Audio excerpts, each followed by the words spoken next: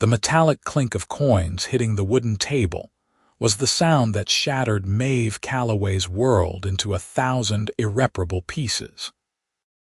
She stood in the doorway of the saloon, her worn cotton dress clinging to her thin frame, watching her father count out silver dollars with trembling hands while 3 rough-looking men examined her like she was livestock at auction.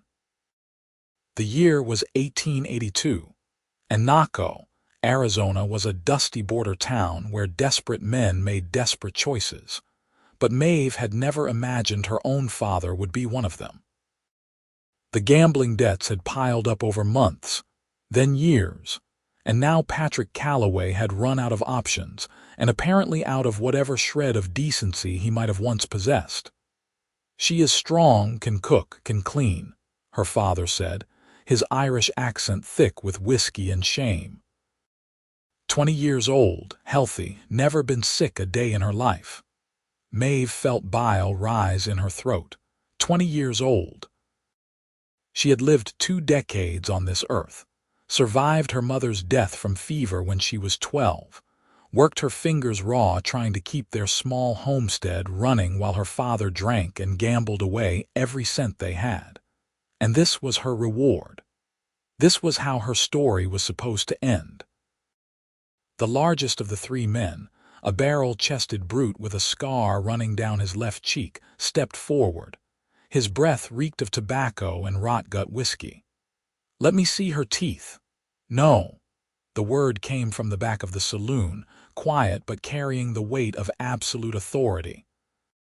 Every head turned toward the speaker. A man rose from a corner table, tall and lean, with sun-darkened skin and eyes the color of storm clouds. He wore a dark hat pulled low, a leather vest over a faded blue shirt, and a gun belt that suggested he knew exactly how to use the revolver holstered at his hip. Maeve had never seen him before, but something in the way he moved, the way he carried himself, spoke of both danger and something else she could not quite name. "The lady is not a horse," the stranger said, his voice carrying a soft drawl that marked him as someone who had spent years riding the open range. "And I will be damned if I stand here and watch you treat her like one." The scarred man bristled. "This is none of your concern, Cowboy. We have business with Calloway here." "Well, I am making it my concern." The stranger walked forward, his boots thudding softly against the wooden floor. "How much does he owe you?" $300, the scarred man said, crossing his arms over his massive chest. "And we have been more than patient waiting for it." The stranger stopped a few feet away from Maeve, and for a brief moment their eyes met. She saw something in his gaze that made her heart stutter. Kindness. Genuine, unexpected kindness in a room full of men who saw her as nothing more than property to be traded. "I will give you 400, the stranger said, reaching into his vest pocket and producing a leather wallet. $400 right here, right now, and the girl goes free." Patrick Calloway's eyes widened with a mixture of hope and confusion. "Free? But I thought you could sell your own daughter to pay your gambling debts," the stranger interrupted, his voice hardening. "You thought wrong. These men get their money, you get your debt cleared, and Miss Calloway here gets to walk out of this saloon with her dignity intact. That is the deal. Take it or leave it." The 3 men huddled together, whispering urgently. $400 was more than they had been expecting, and from the look of the stranger's gun belt and the steady confidence in his stance, they were not eager to start trouble with him. After a moment, the scarred man nodded. "Deal, but we want the money now." The stranger counted out the bills with practiced efficiency, then handed them over. The scarred man counted them twice, then gestured to his companions. "We are square then. Calloway, you are lucky this man has more honor than you do." They left without another word, pushing through the saloon doors and disappearing into the dusty Arizona afternoon. Patrick Calloway stood there, swaying slightly, looking lost and pathetic. He opened his mouth as if to speak to Maeve, but she turned away from him, unable to bear the sight of the man who had been willing to trade her freedom for his mistakes. "Miss Calloway." The stranger's voice was gentle now. "My name is Nathan Dawson. I have a ranch about 10 miles north of here. It is not much, but it is honest work and clean living. I could use help with cooking and managing the household if you are willing. You would have your own room, fair wages, and I give you my word as a gentleman that you would be treated with nothing but respect." Maeve stared at him, trying to process what was happening. This man, this complete stranger, had just paid $400 to save her from a fate she did not even want to contemplate, and now he was offering her a job, a home, a way out of the nightmare her life had become. Why? The question came out as barely more than a whisper. "Why would you do this for me? You do not even know me." Nathan Dawson's expression softened. "My mother was in a similar situation once, a long time ago. Someone helped her when she needed it most. I suppose I am just paying that kindness forward. You do not have to decide right now, but the offer stands, and it will stand for as long as you need it to." Behind her, Patrick Calloway finally found his voice. "Maeve, I do not."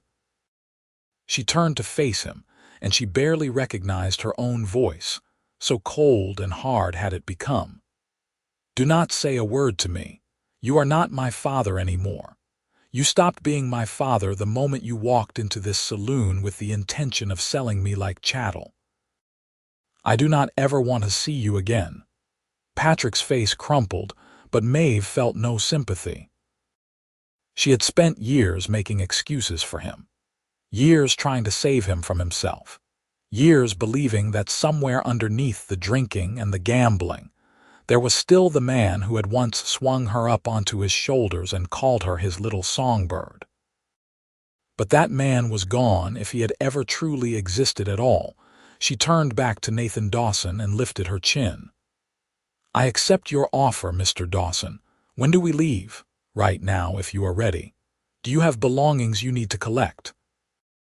"Everything I own is in a bag at the boarding house 2 streets over. It will take me 10 minutes to fetch it." Nathan nodded. "I will wait for you outside with my horse. Take your time." Maeve walked past her father without a backward glance, through the saloon doors and into the bright afternoon sunlight. The heat hit her like a physical force, but she welcomed it, welcomed anything that was real and solid and not the suffocating horror of what had almost happened. She made her way to the boarding house on shaking legs, climbed the narrow stairs to the tiny room she had been renting, and gathered her few possessions. 2 dresses, a brush, a small bundle of letters from her mother written before her death, and a photograph of her parents on their wedding day, back when her father had still been capable of smiling without whiskey on his breath. She almost left the photograph behind, but something made her tuck it into her bag at the last moment. Not for him, but for the memory of her mother, who deserved to be remembered. Nathan was waiting outside the boarding house exactly as he had promised, holding the reins of a sturdy buckskin horse and a smaller gray mare. He helped Maeve secure her bag to the gray mare's saddle, then offered her his hand. "Have you ridden before?" "Yes. My mother taught me when I was young." "Good. It is about an hour's ride to the ranch. We should arrive before sunset." Maeve mounted the gray mare, settling into the saddle with a familiarity that came flooding back despite the years since she had last ridden.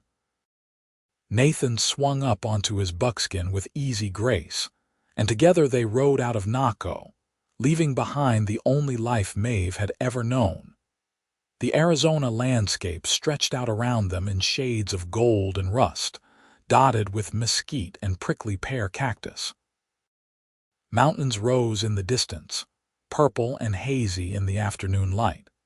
It was harsh country, unforgiving country, but there was a stark beauty to it that Maeve had never really allowed herself to appreciate before. She had been too busy surviving to notice the way the light painted the rocks, or the way the wind whispered through the desert grasses.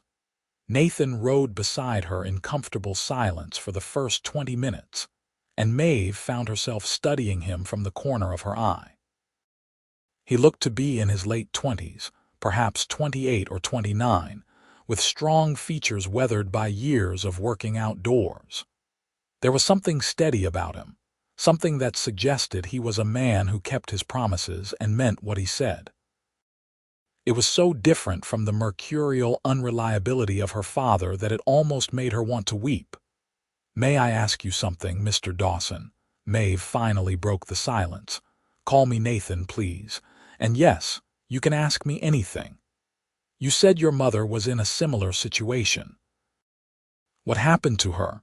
Nathan was quiet for a moment, his eyes fixed on the horizon. "My father was a gambler too, not a very good one. When I was about 5 years old, he got in over his head with some bad men in Missouri. He tried to trade my mother to settle the debt. A man named Samuel Dawson, a rancher passing through town, heard about it and stepped in. He paid off my father's debts and offered my mother a job as his housekeeper. A year later they married. Samuel adopted me, gave me his name, raised me as his own son. He taught me everything I know about ranching, about being a decent man. He died 3 years ago, and my mother followed him 6 months later. I think her heart just could not bear to go on without him." Maeve felt tears prick her eyes. "That is a beautiful story." "It is a story about second chances," Nathan said. "About how sometimes the worst moments of our lives can lead to the best things if we are willing to take the risk. Samuel Dawson saved my mother's life, and in doing so, he saved mine too. I learned from him that a man's worth is not measured by what he owns or how tough he is. It is measured by how he treats people who cannot do anything for him in return." They rode on, and Maeve felt something shift inside her chest. Hope. Fragile and uncertain, but real nonetheless. This man, this Nathan Dawson, had just given her a future when she had thought she had none.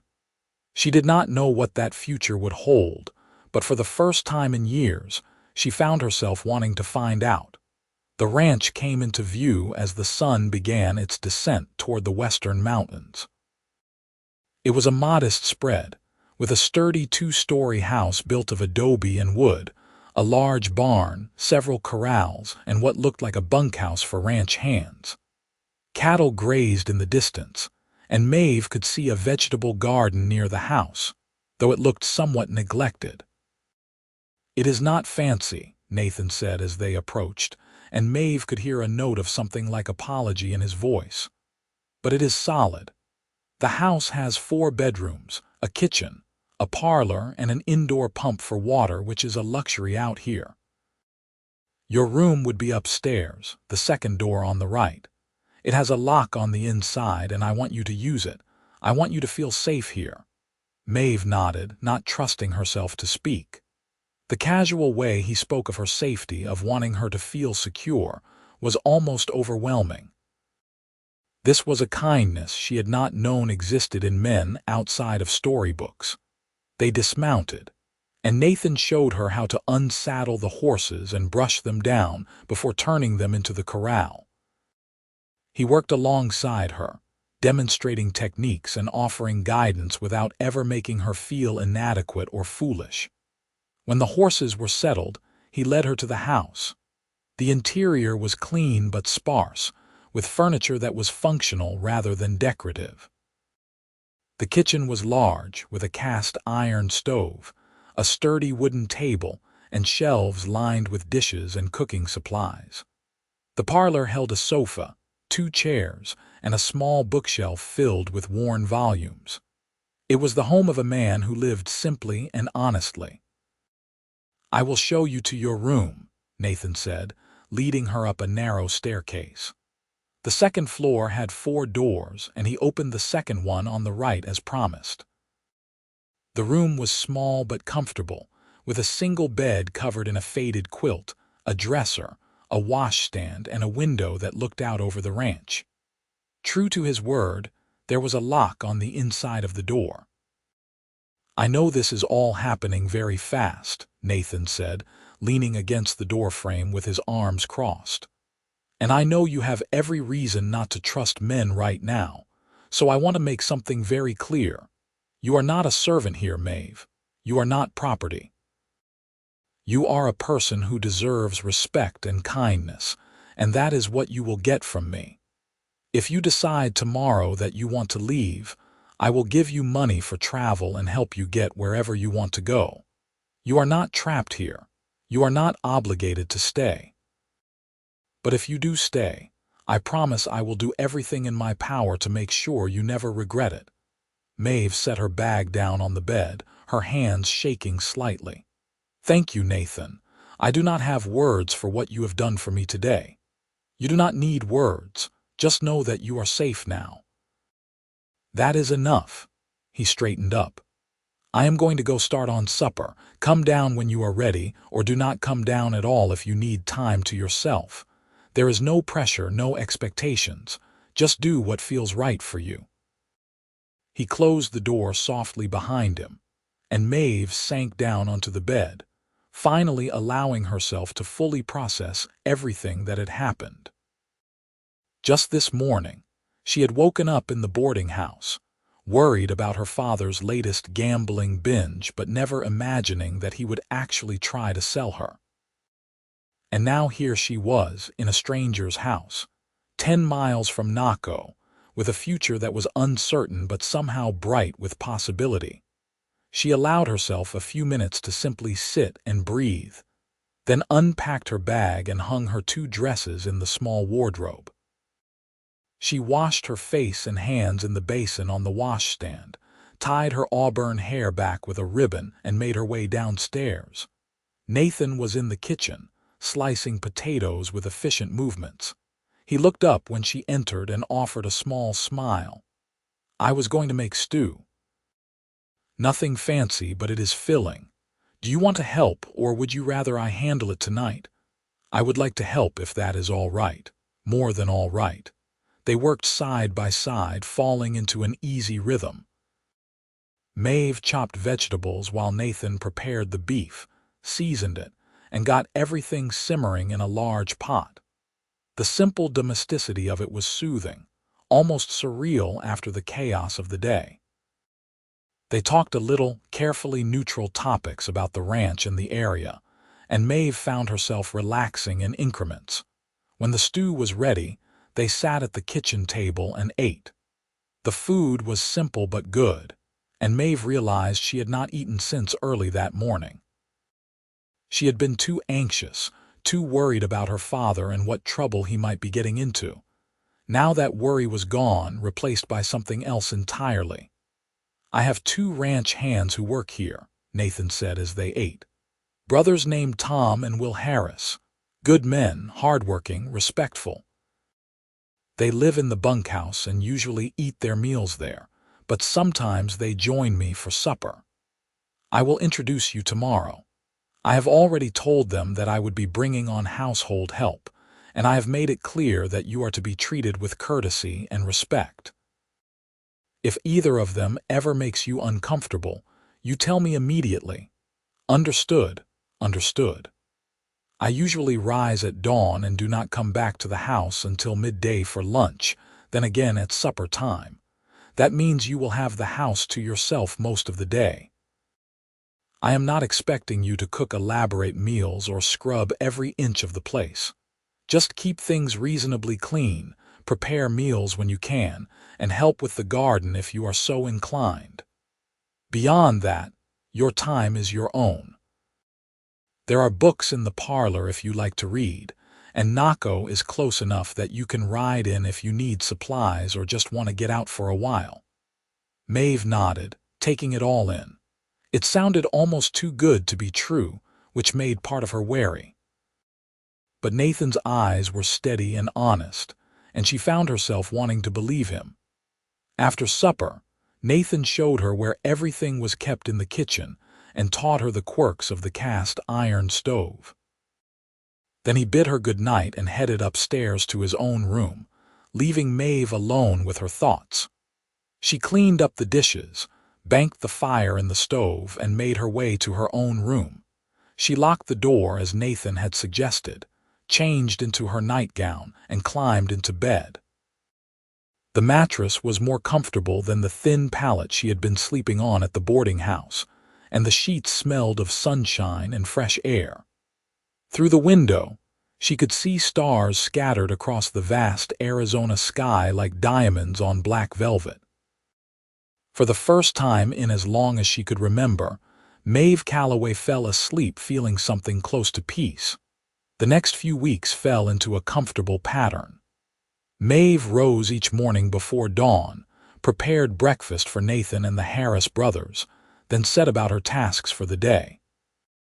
She cleaned the house, which had been sorely neglected since Nathan's mother had passed, mended clothes, and worked in the vegetable garden, coaxing new life from plants that had been struggling.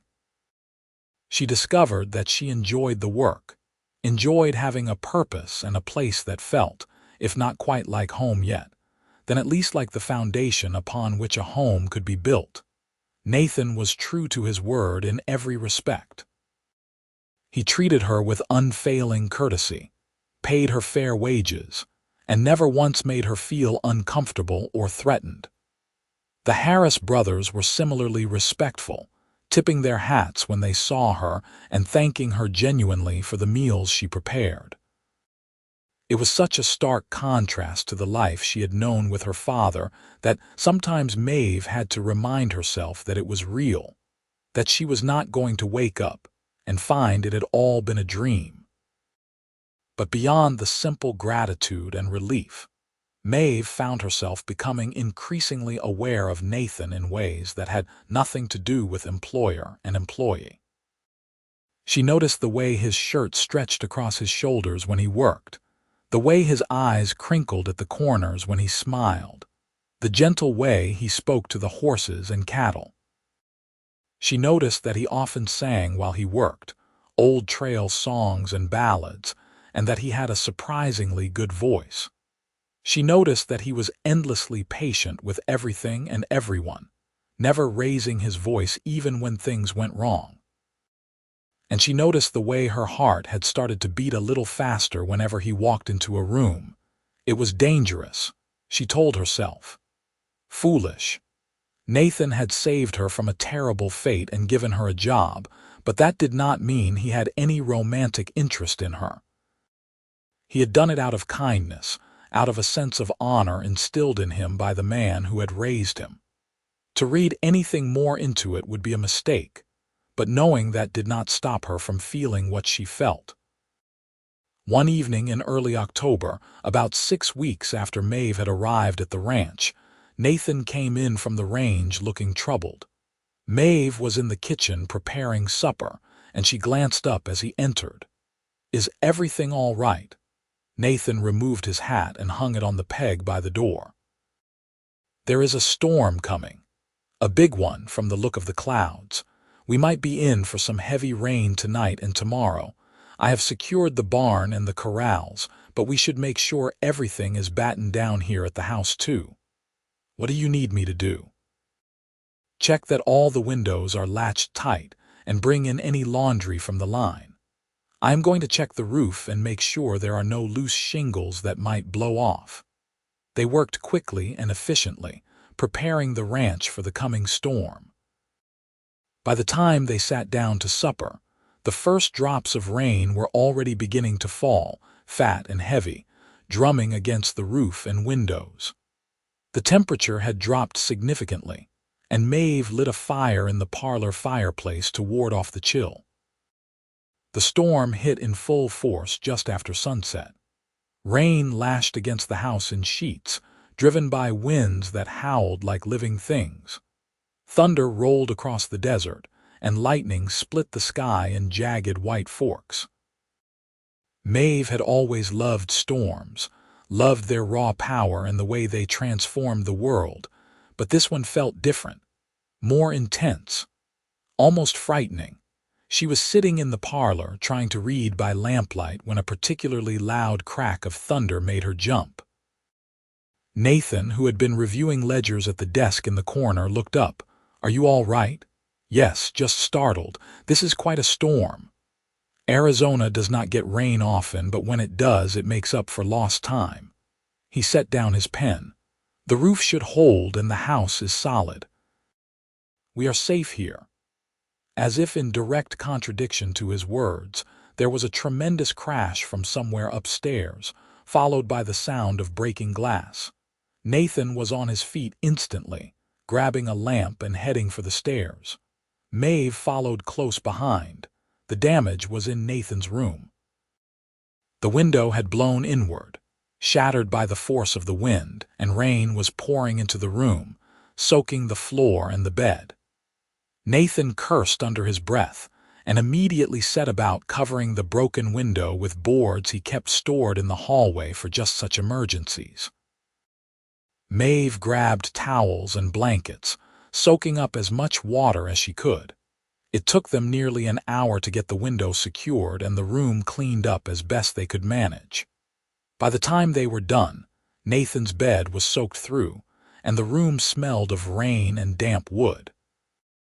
"You cannot sleep in here tonight," Maeve said, surveying the damage. "The bed is ruined, and it is too cold with the window boarded up like that."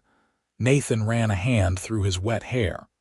"I can sleep on the sofa downstairs. It will be fine." "The sofa is not long enough for you." "You will be miserable." Maeve hesitated, then made a decision. "Take the room next to mine. I know you were saving it for something, but surely one night will not matter." "That was going to be a guest room, but it is not furnished yet. There is no bed." "Then take my room." "I will sleep on the sofa." "Absolutely not. I am not going to kick you out of your own bed." They stood there in the hallway, both stubborn, both soaked from the rain that had blown in during their repairs. And then, quite suddenly, Maeve started to laugh. It bubbled up from somewhere deep inside, a release of tension and stress and the sheer absurdity of their situation. Nathan looked at her in surprise, and then he started laughing too, a rich, warm sound that filled the hallway. "All right," Nathan said when they had both caught their breath. "How about this? There are extra blankets and pillows in the linen closet. We will both sleep downstairs, me on the sofa and you in one of the parlor chairs with your feet up on the ottoman. It is not ideal, but it is better than arguing in a flooded hallway at midnight." Maeve agreed, and they made their way downstairs. The fire in the parlor had burned down to embers, and Nathan built it back up while Maeve fetched blankets and pillows. They arranged themselves in their respective spots, the storm still raging outside but somehow feeling more distant now, less threatening. "Nathan," Maeve said into the darkness. The only light came from the fireplace, painting everything in shades of gold and shadow. "Yes, thank you. Not just for tonight, but for everything. I do not think I have properly expressed how grateful I am." There was a long pause, and when Nathan spoke, his voice was softer than she had ever heard it. "You do not owe me gratitude, Maeve. What I did, what any decent person should have done, it was not about creating a debt. It was about doing what was right. Still, you changed my life. You gave me hope when I thought I had none left." Another pause, longer this time. "You have done the same for me, whether you realize it or not. This house, this ranch, it felt so empty after my mother died. I was just going through the motions day after day with no real purpose beyond survival. But these past weeks, having you here, it has reminded me what it feels like to have a home instead of just a place to sleep. So if there is gratitude to be expressed, it should flow both ways." Maeve felt her throat tighten with emotion. She wanted to say more, wanted to tell him that her feelings had grown into something deeper than gratitude, but the words stuck in her throat. It was too soon, too uncertain. She could not risk the fragile peace they had built by confessing feelings he might not return. "Good night, Nathan," she said instead. "Good night, Maeve." She closed her eyes and listened to the storm, to the crackle of the fire, to the soft sound of Nathan's breathing. And somewhere in that cocoon of warmth and safety, she drifted off to sleep. The storm passed by morning, leaving the world washed clean and sparkling. Nathan was up before dawn, as always, and by the time Maeve woke, he had already started coffee and was assessing the damage to the ranch. Maeve made breakfast, then spent the day helping Nathan repair his window properly and air out his room. By evening, everything was back to normal, at least on the surface, but something had shifted between them. Maeve felt it in the way Nathan's eyes lingered on her just a moment longer than necessary, in the way he found small reasons to be near her throughout the day. She felt it in the increased awareness between them, like a string pulled taut, thrumming with unspoken possibilities. The weeks turned into months, and autumn gave way to winter. The Arizona desert could get surprisingly cold at night, and Maeve found herself spending more evenings in the parlor with Nathan, reading or talking by the fire. They discussed books and philosophy, shared stories from their pasts, debated politics and religion with the ease of old friends. Nathan taught her how to play chess, and she taught him how to make her mother's soda bread.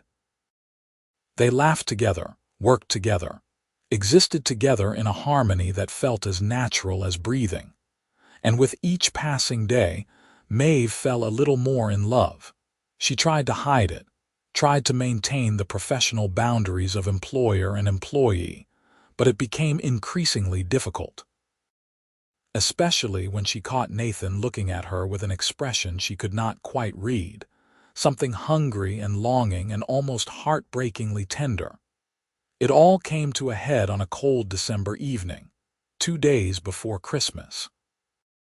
Maeve had been at the ranch for nearly 4 months, and she had come to think of it as home in every way that mattered. She had decorated the house with pine boughs and berries, filling it with the scents and colors of the season. She had baked cookies and pies, determined to give Nathan a proper Christmas even if it was just the two of them. They were in the kitchen together, Maeve rolling out dough for another batch of cookies while Nathan sat at the table, supposedly reading but mostly just watching her. The Harris brothers had left that morning to spend Christmas with family in Tucson, so it was just the two of them on the ranch.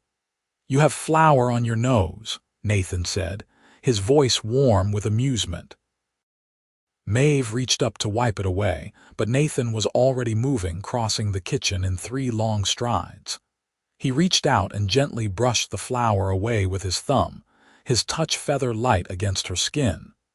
But instead of pulling away immediately, his hand lingered, cupping her cheek.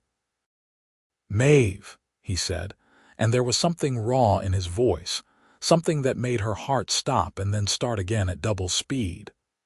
"I need to tell you something, and I need you to know that you can say no, that you can tell me to stop and walk away and nothing will change between us. You will still have your job, still have your home here, no matter what you say. Do you understand?" She nodded, not trusting her voice. "I am falling in love with you." The words came out in a rush, like he had been holding them back for so long that they could no longer be contained.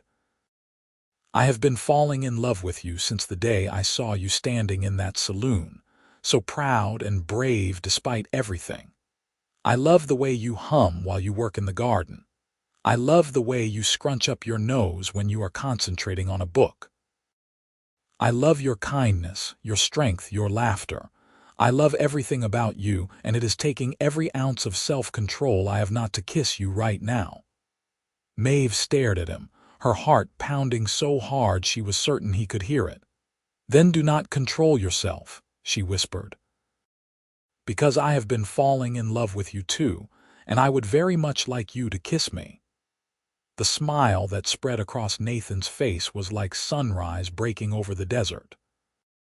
He leaned down slowly, giving her every opportunity to change her mind, And then his lips met hers in a kiss that was gentle and sweet and perfect. Maeve melted into him, her flower-covered hands coming up to grip his shirt, anchoring herself to this moment, this man, this impossible and wonderful reality. When they finally pulled apart, both breathless, Nathan rested his forehead against hers. "I have wanted to do that for months." "I wish you had done it sooner," Maeve said, and then laughed at the expression on his face. But this was worth the wait. They kissed again, deeper this time, and Maeve felt years of loneliness and fear melt away.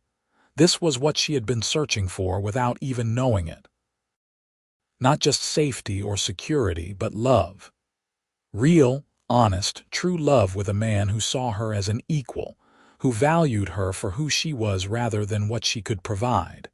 That Christmas was the happiest of Maeve's life. She and Nathan spent the days together, exploring this new dimension of their relationship with a mixture of joy and wonder. They held hands while walking through the ranch, stole kisses in quiet moments, talked late into the night about their hopes and dreams for the future. Nathan was courting her properly, he insisted, even though they lived under the same roof.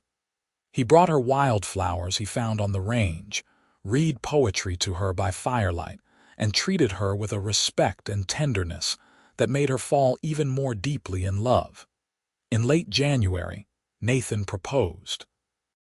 He did it simply, without fanfare, kneeling in the parlor with a ring that had belonged to his mother. "Marry me, Maeve.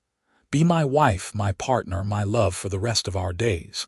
I promise to honor you, cherish you, and spend every day trying to deserve the gift of your heart."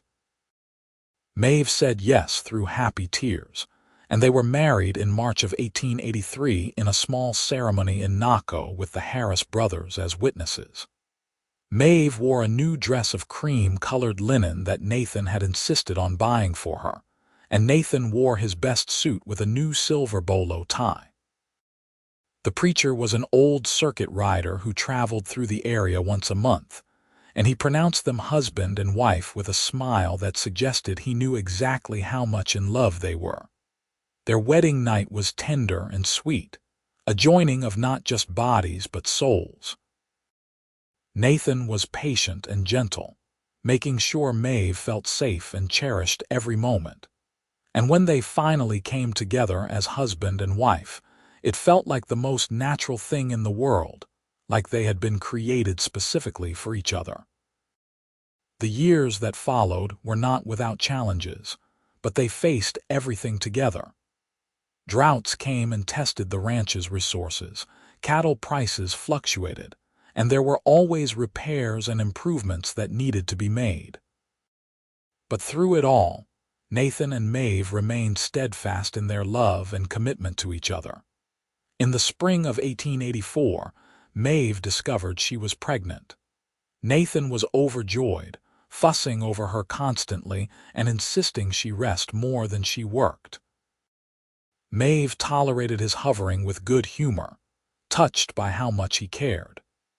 In December of that year, she gave birth to a healthy baby boy they named Samuel, after the man who had saved Nathan's mother and become his father.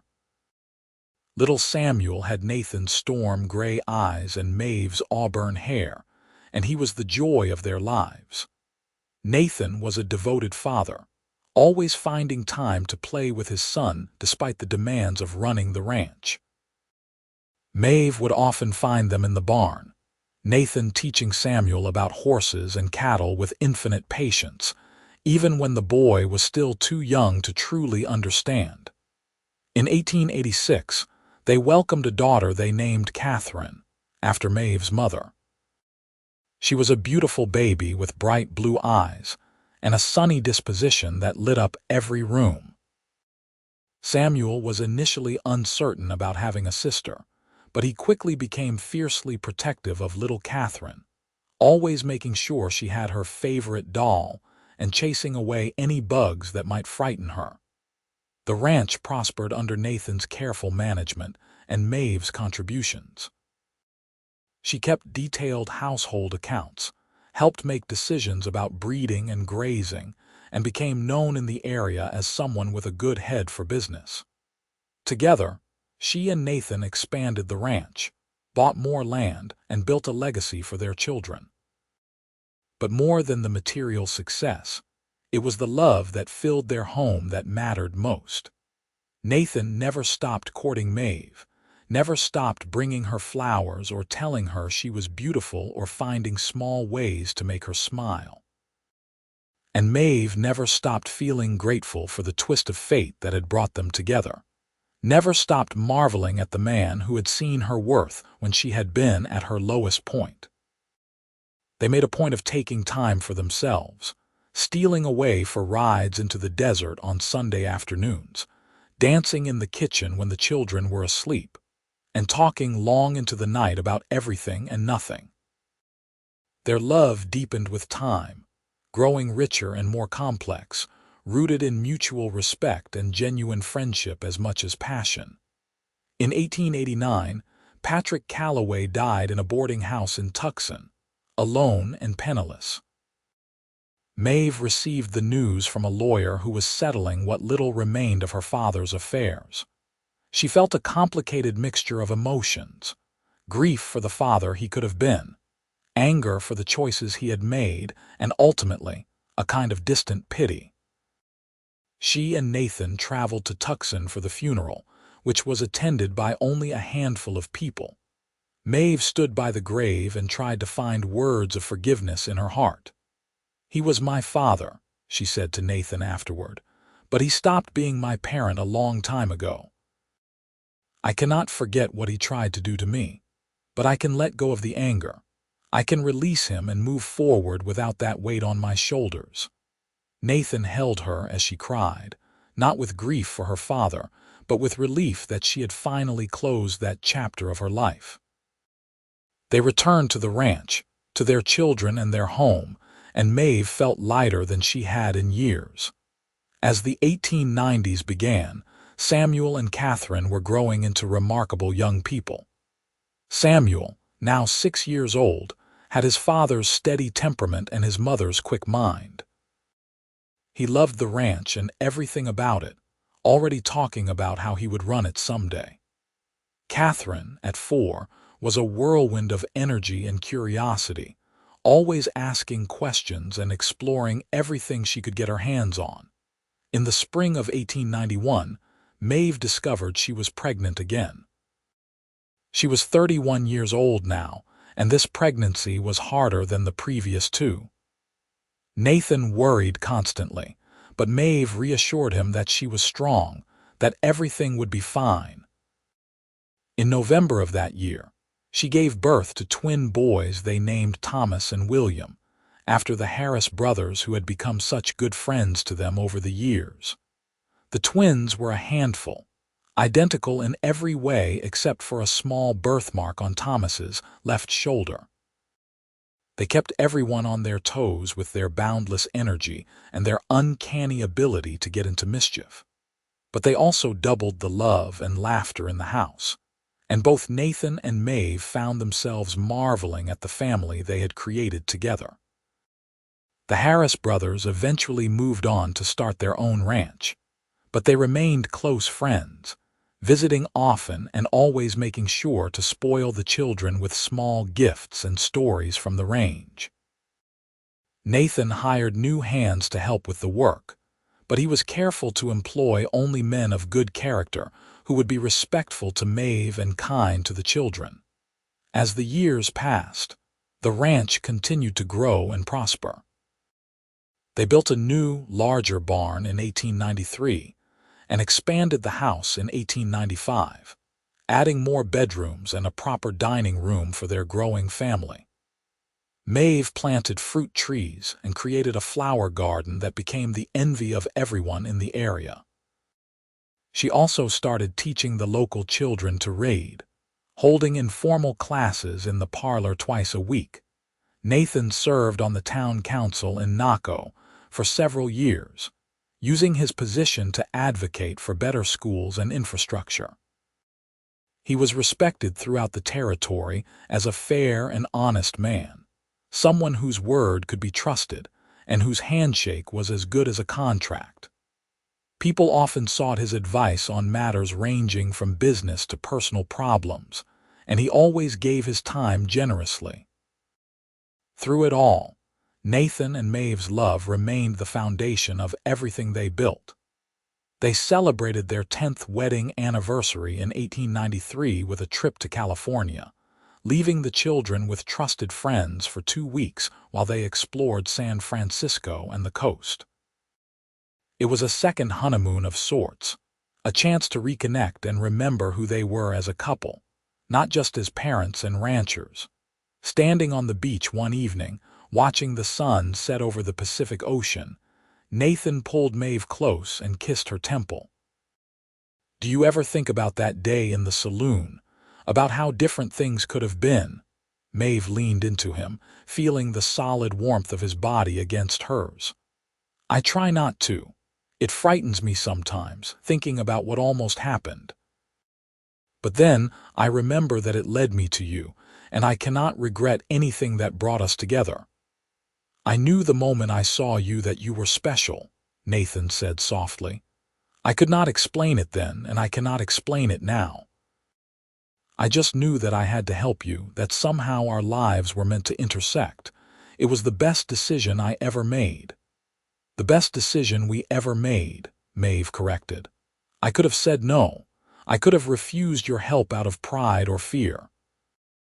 But I chose to trust you, to take a chance on something unknown.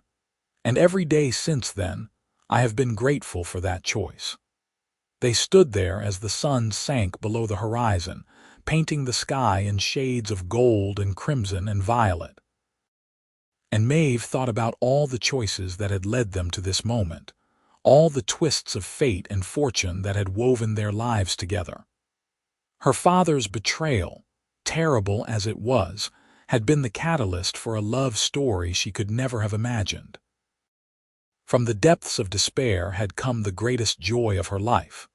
When they returned to Arizona, they threw themselves back into the rhythms of family and ranch life with renewed energy. Samuel was now 9 and showing real promise as a horseman. Nathan began teaching him the finer points of ranch management, and Maeve often found them huddled over ledgers together, Nathan patiently explaining profit margins and breeding schedules. Catherine, at 7, had discovered a love of cooking and spent hours in the kitchen with Maeve, learning to bake bread and prepare the meals that would one day make her own household run smoothly. The twins, still only 2, were into everything and nothing, a constant whirlwind of activity that kept everyone entertained. In 1896, Arizona Territory celebrated its 50th anniversary, and Naco held a large festival to mark the occasion. There were races and contests, dancing and music, and a sense of community that reminded everyone why they had chosen to make their lives in this harsh but beautiful land. Nathan entered a horse race and won, much to Samuel's delight. Maeve won the pie baking contest with her apple pie, a recipe her mother had taught her years ago. But the highlight of the festival for Maeve was the community dance held in the evening. Nathan swept her onto the makeshift dance floor, and they waltzed under the stars just as they had at their wedding. Their children watched with wide eyes, and Maeve knew they were storing up these memories, creating a foundation of love and security that would carry them through their own lives. As they danced, Nathan whispered in her ear, "I love you more now than I did the day we married, and I will love you more tomorrow than I do today." Maeve looked up at him, at the man who had saved her and given her a life beyond her wildest dreams. "And I love you beyond measure, Nathan Dawson. You are my home, my heart, my everything." The years continued to roll by, each one bringing new challenges and new joys. There were hard times, droughts that tested their resources and market crashes that affected cattle prices. But Nathan and Maeve faced everything together, their partnership stronger than any obstacle.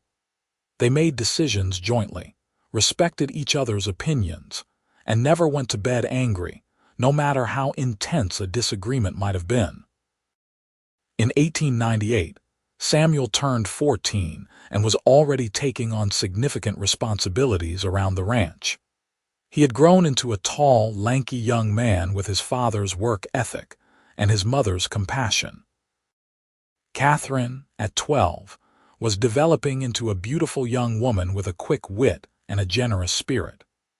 The twins, now 7, were still inseparable, finishing each other's sentences and always getting into good-natured trouble. That same year, Maeve turned 38 and Nathan turned 44. They were both graying now, lines of laughter and sun etching their faces, but to each other, they were as beautiful as they had been the day they met. Nathan still made Maeve's heart race with a look, still found ways to surprise her with small gestures of love. And Maeve still had the power to make Nathan laugh like no one else, still knew exactly how to comfort him when the weight of responsibility grew heavy. One evening that fall, after the children had gone to bed, Nathan and Maeve sat on the porch, watching the stars emerge in the vast Arizona sky.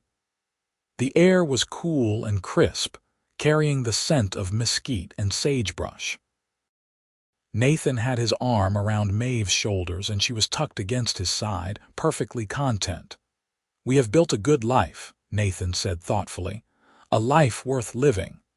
"We have built a beautiful life," Maeve agreed, "full of love and purpose and meaning. Our children will grow up knowing they are loved, knowing what it means to work hard and treat people with respect. That is a legacy worth leaving." "They will grow up and move on eventually," Nathan said. "Samuel will probably take over the ranch someday, but the others will forge their own paths. And then it will be just the two of us again," Maeve smiled. "I am looking forward to it. As much as I love our children, I am also looking forward to having you all to myself again. We can travel, explore, do all the things we have put off while raising our family. I would like that." Nathan kissed the top of her head. "But wherever we go and whatever we do, as long as I am with you, I will be home." They sat in comfortable silence, two people who had found in each other exactly what they needed. The story of how they had come together was one they told their children, a reminder that even in the darkest moments, hope and love could prevail. Maeve no longer thought about that day in the saloon with bitterness or fear. Instead, she saw it as the beginning of her true life, the moment when everything changed for the better. As the new century approached, bringing with it all the uncertainty and possibility of a changing world, Nathan and Maeve Dawson faced it together, secure in the knowledge that their love had weathered every storm and would continue to do so. They had taken the broken pieces of Maeve's past and built something beautiful, something lasting, something that would endure long after they were gone. The ranch thrived, the children grew, and through it all, the love between Nathan and Maeve remained the constant that held everything together. It was a love born of courage and kindness, nurtured through respect and partnership, and deepened through years of shared joys and sorrows. It was, in every sense of the word, a love worth fighting for. And as they sat on that porch, hand in hand, watching the stars wheel overhead in their eternal dance, both Nathan and Maeve knew with absolute certainty that they would do it all again. Every challenge, every hardship, every moment of doubt if it meant they could have this. A life built together, a love that endured, and a home where hearts were always welcome. The years rolled into the new century, and the Dawson family continued to flourish. Samuel, at 16, was nearly a man, standing eye to eye with his father and possessing a maturity beyond his years. He had started courting a girl from town, the daughter of the general store owner, a sweet young woman named Alice who shared his love of the land. Nathan and Maeve watched their eldest son navigate the complexities of young love with amusement and a touch of nostalgia for their own courtship. Catherine had blossomed into a confident young woman of 14, with her mother's grace and her father's determination. She had announced her intention to become a teacher, inspired by Maeve's informal classes and driven by a desire to make a difference in the community. Maeve could not have been prouder, and she began working with Catherine to prepare her for the teacher's examination she would take when she turned 18. The twins, Thomas and William, were 9 now, and still causing twice the trouble of any normal child. They had their father's sense of adventure and their mother's quick thinking, which usually meant they could get into mischief and then talk their way out of consequences with equal skill. But beneath the pranks and energy, they were good boys with kind hearts, always ready to help a neighbor or defend someone weaker than themselves. In the spring of 1901, the Dawsons received word that the territory governor would be visiting Naco as part of a tour of southern Arizona. Nathan, as a prominent rancher and former town council member, was invited to meet with the governor and discuss the needs of the region. Maeve accompanied him to the reception, wearing a new dress of deep green silk that made her eyes shine like emeralds. The governor was impressed by Nathan's thoughtful proposals for improving water management and education in the territory. But what seemed to capture his attention most was the story of how Nathan and Maeve had met, which came up during dinner conversation. When the governor heard how Nathan had stepped in to save Maeve from being sold to pay her father's debts, his eyes widened with interest. "That is extraordinary," the governor said. "A true act of heroism and Christian charity. We need more men like you in Arizona, Mr. Dawson." Nathan shook his head. "It was not heroism, Governor. It was simply the right thing to do. Any decent man would have done the same." "I wish that were true," the governor replied. "But in my experience, most men would have looked the other way. You saw an injustice, and you acted to stop it, at considerable personal expense. That speaks to your character, sir." Maeve reached under the table and squeezed Nathan's hand, pride swelling in her chest. Even after all these years, Nathan remained humble about what he had done, seeing it as nothing more than basic human decency. But Maeve knew better. She knew that what he had done was exceptional, that it had required courage and compassion and a fundamental belief in the worth of all people. The governor's visit brought renewed attention to the ranch and to Nathan's work in the community. Newspapers from Tucson and Phoenix ran stories about the Dawsons, painting them as pioneers who exemplified the best of the American West. The attention was somewhat embarrassing for both Nathan and Maeve, who had never sought recognition for simply living their values, but it also brought opportunities. Ranchers from across the territory began seeking Nathan's advice, and Maeve was invited to speak at women's clubs about education and community building. Through it all, they remained grounded in what mattered most: their family, their land, and each other. Every evening, no matter how busy the day had been, they made time to gather as a family for supper, sharing stories and laughter around the big dining room table. Every Sunday, they attended church services in Naco, then spent the afternoon together, often picnicking by a small creek that ran through their property during the rainy season. In 1903, Samuel married his sweetheart Alice in a beautiful ceremony at the ranch. The entire community turned out to celebrate, and the house was filled with music and joy.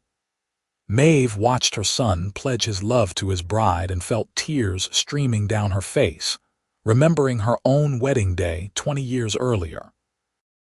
Nathan stood beside her, his arm around her waist, and she knew he was thinking the same thing. "They are so young," Maeve whispered.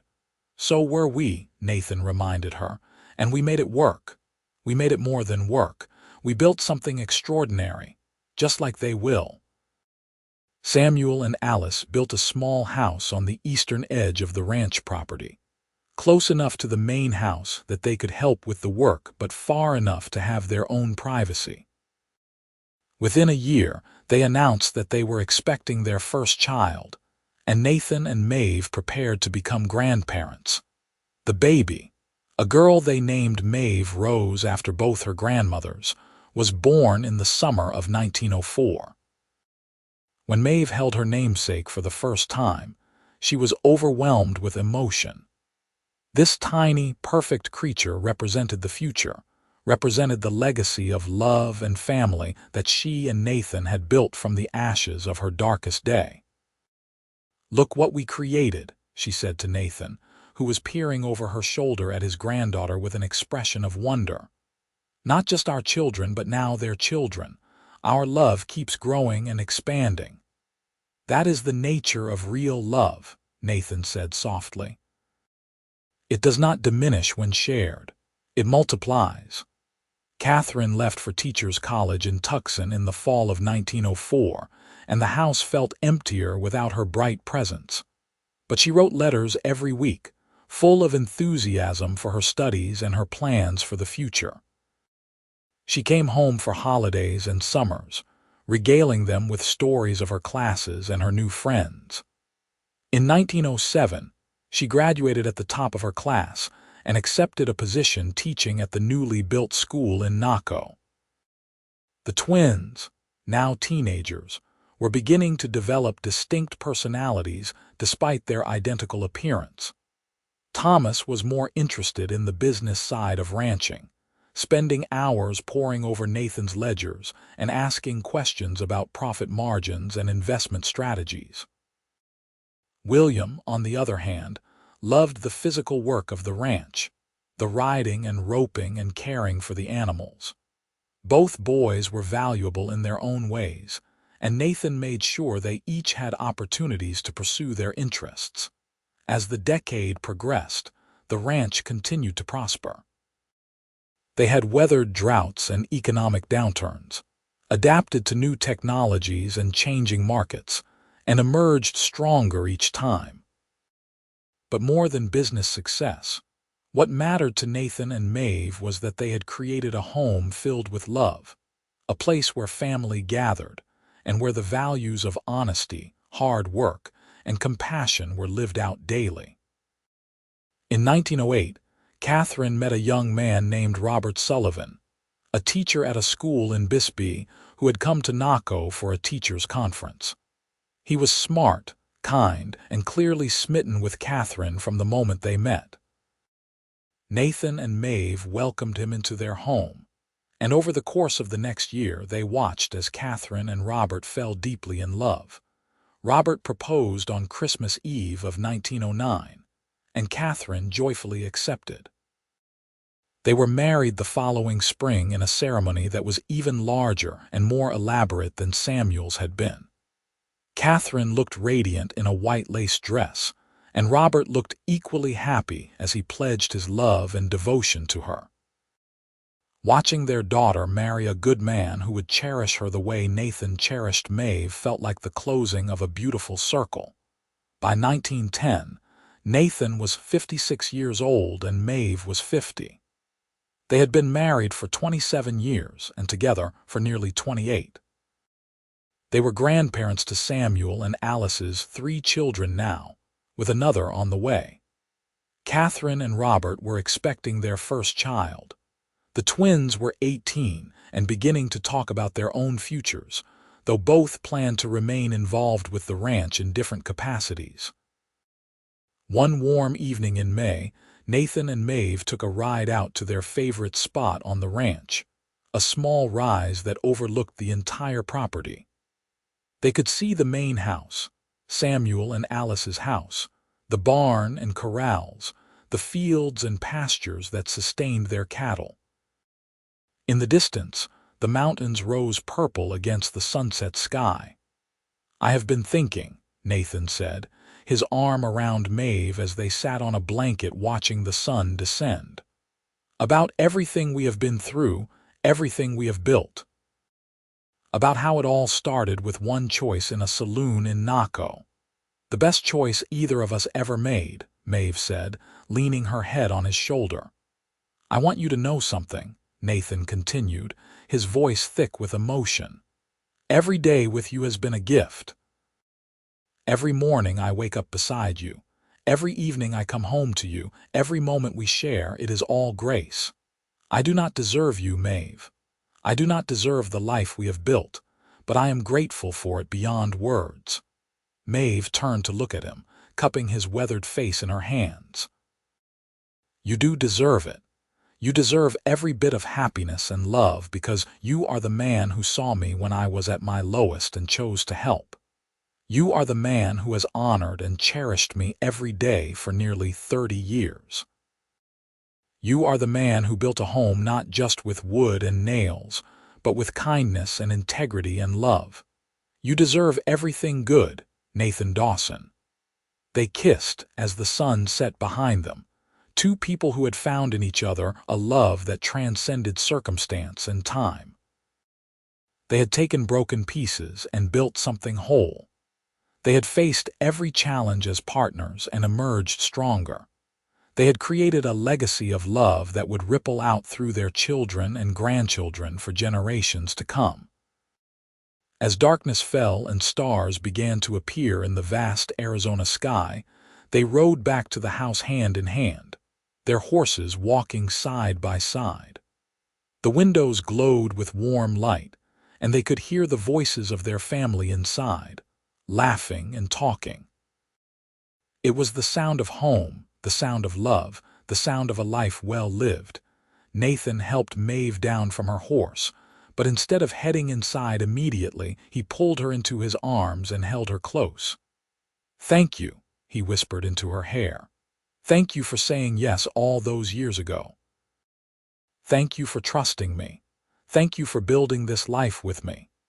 Thank you for saving me," Maeve whispered back, "for seeing me as a person worth saving, for giving me not just freedom but a home and a family and a love I did not know existed. You changed my life, Nathan. You gave me everything." "No," Nathan said, pulling back to look into her eyes. "We gave each other everything. That is what partnership means. That is what love means."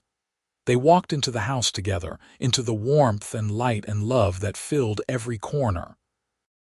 Their children and grandchildren greeted them with smiles and hugs, and Maeve looked around at the family they had created and felt her heart overflow with gratitude.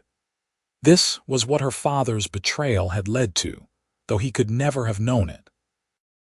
This was what came from one cowboy's decision to step in and do what was right. This was what grew from a frightened young woman's choice to trust a stranger. From the darkest moment of her life had come the brightest light, a love that had illuminated every day since. As the evening wore on, and the family eventually dispersed to their own homes and rooms, Nathan and Maeve climbed the stairs to their bedroom, the same room that had been Nathan's when Maeve first arrived at the ranch. They got ready for bed in comfortable silence, moving around each other with the ease of long practice. When they finally lay down together, Nathan pulled Maeve close, her head resting on his chest, his arms wrapped securely around her. This was how they ended every day, wrapped in each other's embrace, safe and loved and home. "I love you," Nathan said, as he did every night. "I love you," Maeve replied, as she did every night.